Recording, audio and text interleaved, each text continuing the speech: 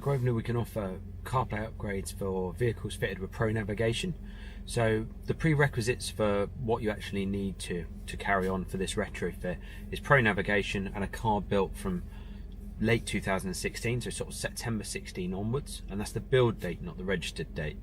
The changeover between the two is actually you go to an ID5 head unit or the later one, which is ID6. Now this goes all the way up into the G series stuff. For an F series car, the bare minimum you can get away with is September 2016. So this car here is running ID4. It's professional navigation, but as you can see, the tiles actually go top to bottom on the menu. Apple CarPlay is not supported on this model. So this is a car fitted with ID5 navigation. You can see here, these have got the tiles. Next we have ID6, which are fitted to the LCI vehicles. This unit here is the later unit, usually fitted to the G series cars. This is called MGU and this is the latest professional navigation unit.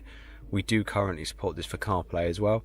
So if you've got this unit, we can carry on as normal. The next part of the conversion, we're going to fit this Wi-Fi antenna.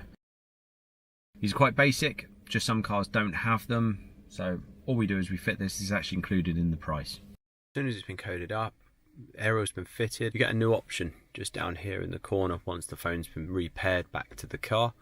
Once you click on that, we now have CarPlay fitted, activated and working in this car. You'll see on the screen now, this is the full screen version. This is a service that we offer on the cars with the latest software version. So this is a service that we can complete within a working day.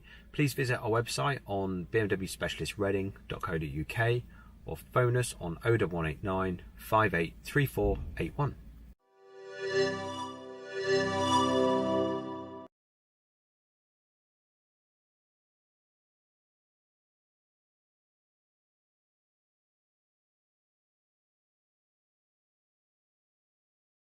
So sadly, all vehicles fitted with a small screen navigation, like Business Nav, they're not supported.